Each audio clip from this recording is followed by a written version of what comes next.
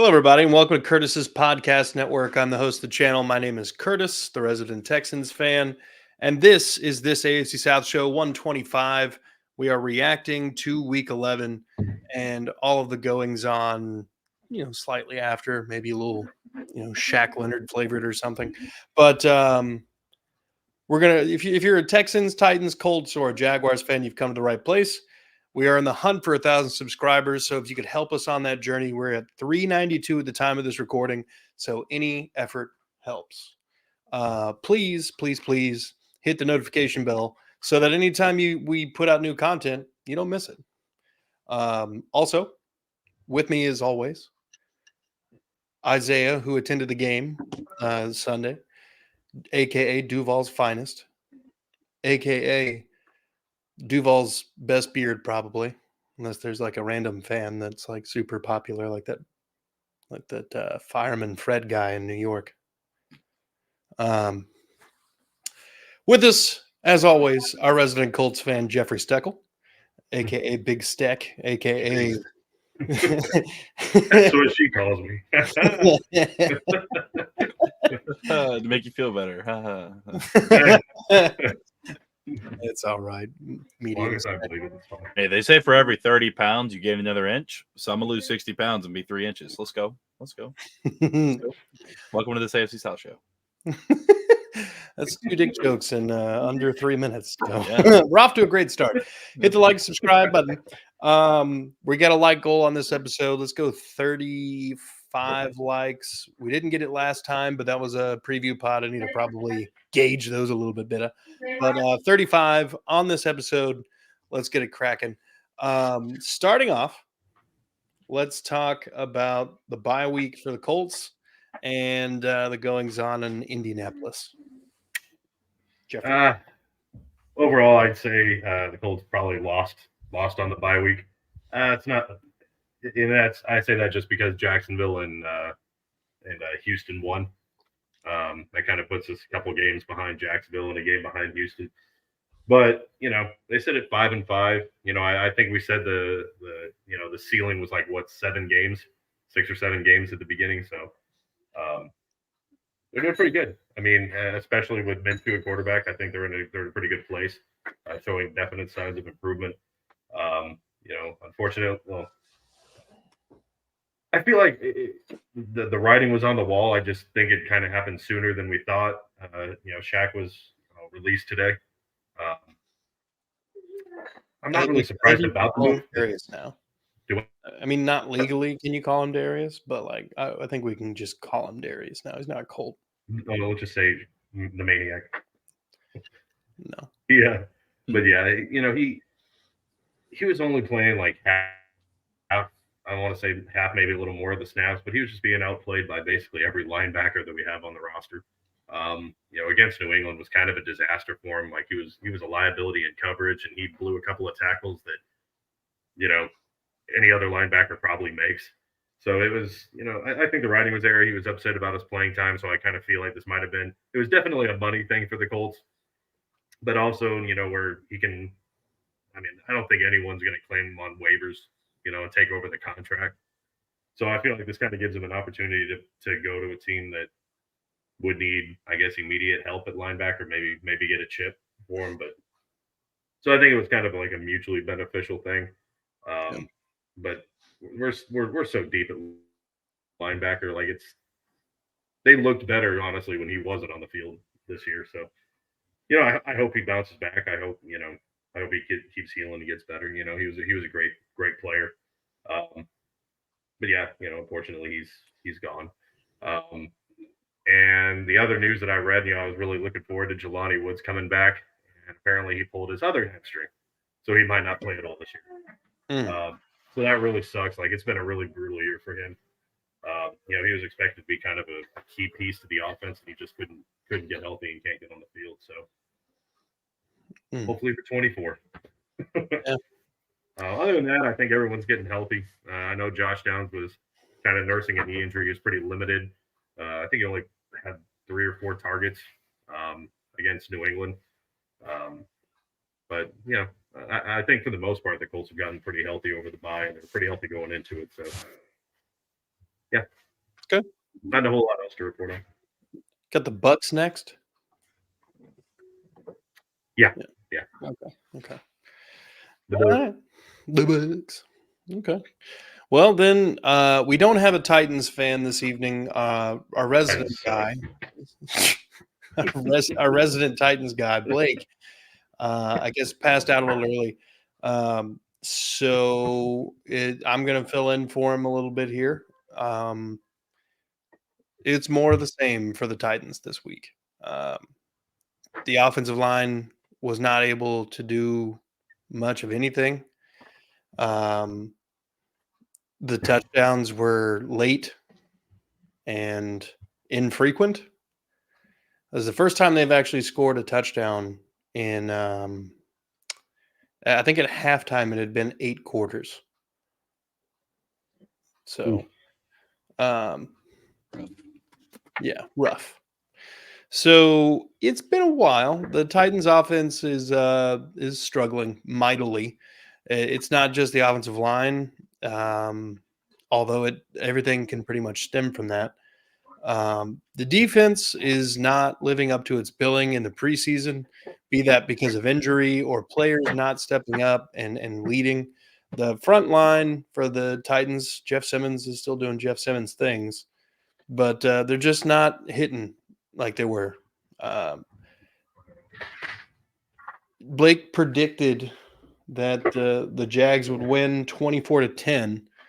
So, I mean, at least in a way, he was a little surprised with at least how many points they scored. So, Isaiah, let's hear it from the Jaguars, aka the Victory perspective. I was right. Yep. What more can I say? I know football. You know, they say even a blind squirrel's right twice a day. I was right once, and that's all that matters to me. You can actually watch the last episode. Yeah. Isaiah correctly predicted the exact score of the Jags game. It's the first time all season that any of us have actually correctly predicted the damn score. But we've all been very close. First time since the inception of this AFC South show. Bam. So first, let's ask you. Is that a good thing or a bad thing? Yeah. Well, it's the first. No, we've done it a bunch. Moving on. We've done it all. Yeah, shut up, Steph. Anyways, we're always no, but it was a good game though. You know, it. One thing I do want to say, and this has been bugging the shit out of me. I thought Chigakonkwo was taller than he is. No, but I saw him next to Derrick Henry. He actually looks shorter than Derrick Henry, but it says he's a 6'3", so it says he's like I think Derrick Henry 6'2" or whatever, or he might be 6'3". I don't know, but like smaller than I thought he was. You're 6'4". Been bothering me. But anyways, no, it was a good game. You know, Trevor Lawrence went off. You know, he's the first Jaguar quarterback in history to have 2 touchdowns through the air and on the ground in the same game. So that was pretty cool. He was 24 of 32, I believe, 262 and 2 touchdowns on the ground and through the air. You know, so he had a good game. He so now he's got 11 touchdowns through the air and 2 on the ground for the season. Travis Etienne didn't have as good of a game as I kind of wanted him to, but he did supply some good runs down the stretch, which kind of got us into position. I took a video where I thought he was going to score a touchdown, and he got absolutely fucking blasted. So there's that. Yeah, Jeff Simmons like slid off of a dude like he was fucking butter and just absolutely destroyed him. But you know, it was a good time. You know, we kind of did what we needed to. Our defense played really well. Devin Lloyd was a fucking animal that game. I think he graded out like a 91 or 91.3 on PFF. He had 11 total tackles, like 6 solo. Yeah, he had a great game. Foye Oluokun continues to look good. Trayvon Walker got a half sack. Josh Allen was pushing the tackles around. This altogether a good game. We would have had more sacks on Levis. We had him dead to right a couple times, but our interior pass rush is fucking garbage. So Levis was able to just like walk in a straight line right up the middle of the pocket and get away from everything. We dropped one really like should have been a pick. Monteric Brown, the rookie, almost had one who played pretty well throughout the game. They had him on Hopkins a little bit. We don't really follow players with our defense. Offensive line looked decent. Trevor had a good bit of time for most of the game. There were a couple plays where he was kind of under pressure, but he had a couple where he ran out. Jeff Simmons chased him out of bounds, but he dove and got the touchdown on one of them. So, it's just altogether a pretty complete game from Jacksonville. I mean, for a while there, I thought it was going to be a shutout. They did kind of get handed one with the Caleb on Chase on roughing the passer, where he was like basically touching him whenever he let go of the ball and didn't even land like directly on top of him. He was kind of to the side. And they literally there's being a biased fan. I was at the game. Like anybody that was at the game can tell you, they literally it was like the play had been over for like 15, 20 seconds before they threw the flag. Like the play was completely over, blown dead 10, 15, 20 seconds before they threw the flag. Like it made no sense. They waited so long. And then the next play was the trick play where Levis hit Hopkins for like the 49-yard or 43-yard touchdown or whatever it was. Yeah. Other than that, though, it was a pretty good game. Levis had another garbage time touchdown. Jeff Simmons, we were just sitting back in prevent. But yeah, we just, we played a pretty good game. I noticed the Titans. It's not that impressive, but hopefully we can put another one together in Nashville and beat them. And then we've got the Texans coming up this week. So not really much else to say. I will say seeing Levis in person, I mean, he looked all right. It helps that he only threw 17 times that game and didn't really throw, besides the couple, he played like 2 deep shots. And other than that, it was pretty dink and dunk type stuff. Yeah. But yeah, it was a good game overall. Henry got stopped a lot, so that was nice to see. Tajay Spears had one where I thought he was going to take it back on a kick return, but he did not. But yeah, it was a good game. I enjoyed it. Were there any injuries of note? During the game, I know Walker Little came out for like a drive or two. Ezra Cleveland filled in. He looked pretty good. But Little came back with a knee brace on and was good to go. So nothing that I really know about that anybody was put out for the game or anything. Okay.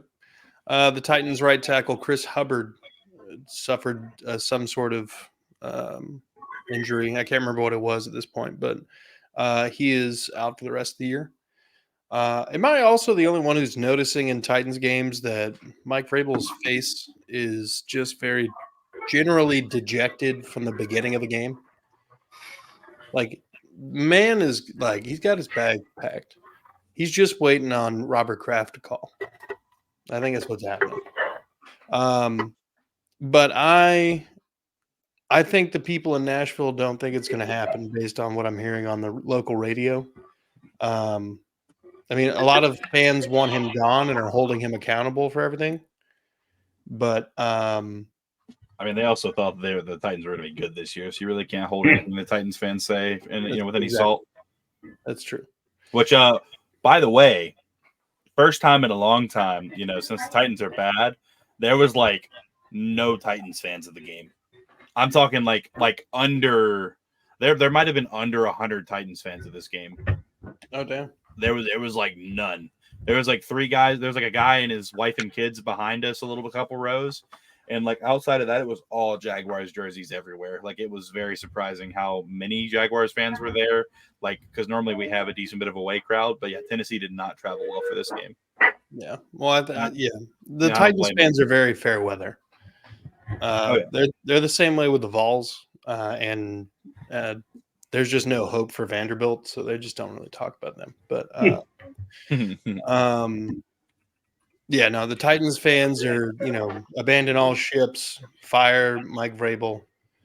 I literally heard a call on the radio today that just this one guy referred to him as an idiot and a bum, and get him out of the building as fast as possible.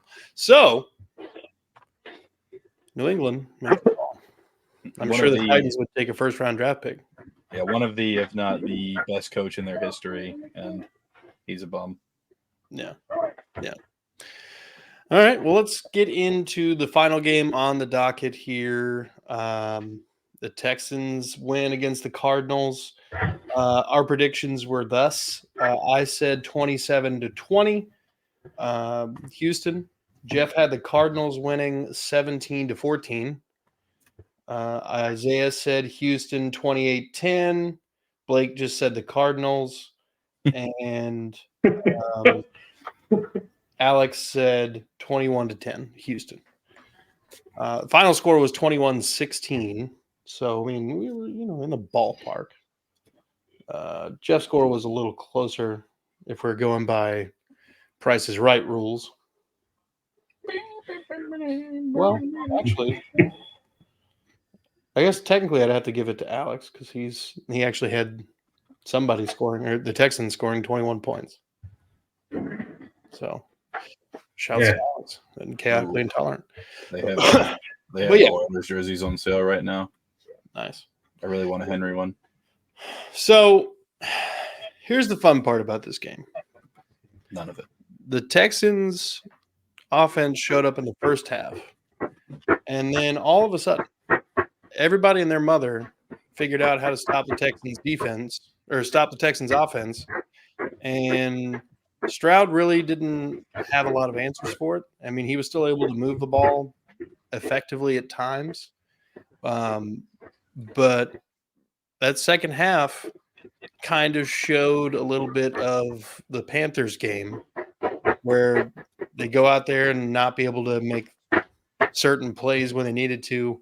But first half, Tank Dell had an amazing game. Tank Dell was every bit of explosive as they talked him up in the draft, and he is as advertised. I think he and Andre Johnson and DeAndre Hopkins are the only rookies to have anywhere near the same stat line for Houston Texans, like all of history. So, I'm trying to think here. Kyler Murray was Kyler Murray. He was fast and elusive. There were a couple times we got home on him.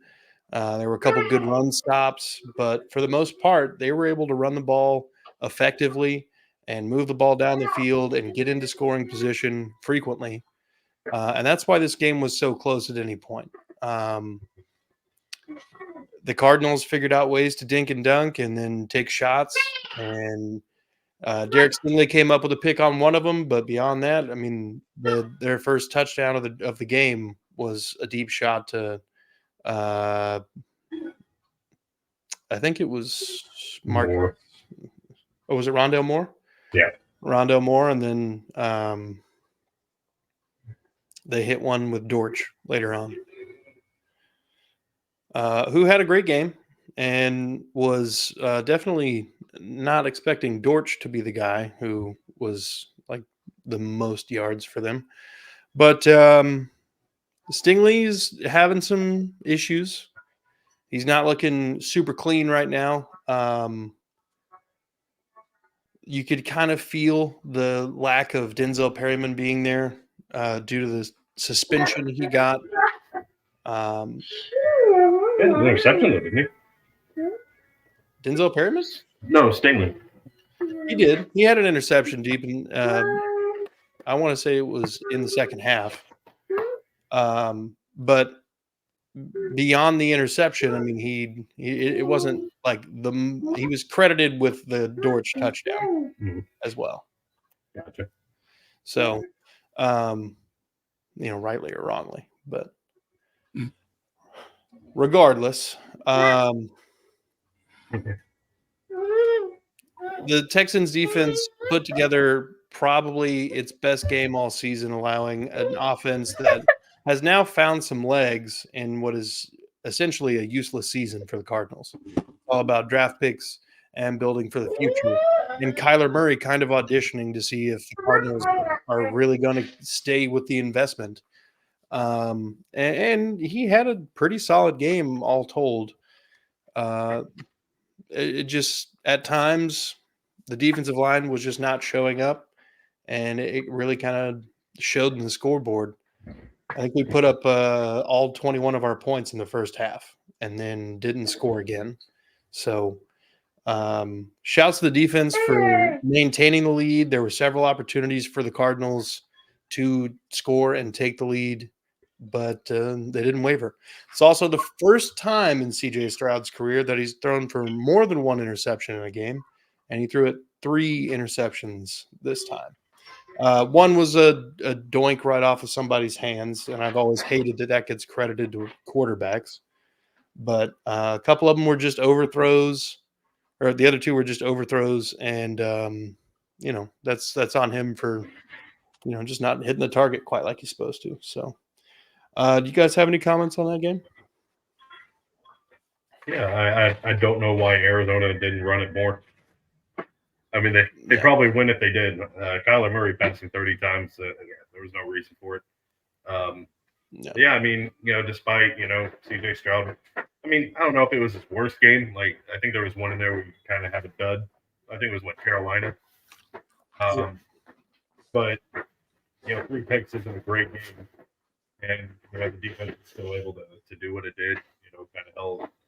Arizona's not great either. But, I mean, I feel like if they run the ball, they probably have a better chance of winning this one.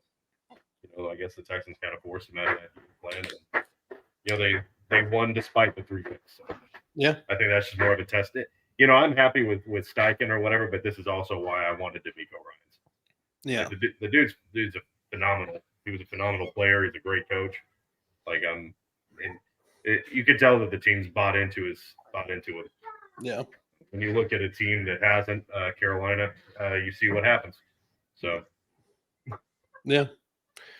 I believe Stingley and Nelson and Petrie all graded out, and the other safety, DeAndre Houston Carson, all graded out at 70 or better on PFF with their game Sunday. But it was Steven Nelson who was honestly the biggest play of the game, the final swat on 4th down, which would have given the Cardinals a first down had he not made the play.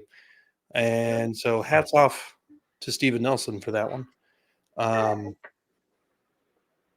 trying to think. Is there anything else? That I wanted to talk about? Oh, it was great not to see Shaq Griffin on the field. Not nearly as much. It wasn't that great. I mean, I want to see all Shaq Griffin all the time. Only Shaq Griffin. Shut it. Only Shaqs. Anyway, how's Only Jags coming? Pretty slow right now, Edging, understandable. Yeah. All right. Well, I think. Do you guys have any more comments about this week in general? Not really. No. It was a good week. I mean, yeah, the AFC South outside of the Titans is looking better. It's nice to be right. It is. He was also right about at this point, he's correct about his final standings in the AFC South. Yeah. Where he had the Jags, Texans, Colts, Titans. So I just know football. It's just what he does, folks. Just what I do. It's what I do. You can find him on Twitter. Yeah. At Duval's Finest. You can find us on X, Twitter, Curtis PD Network.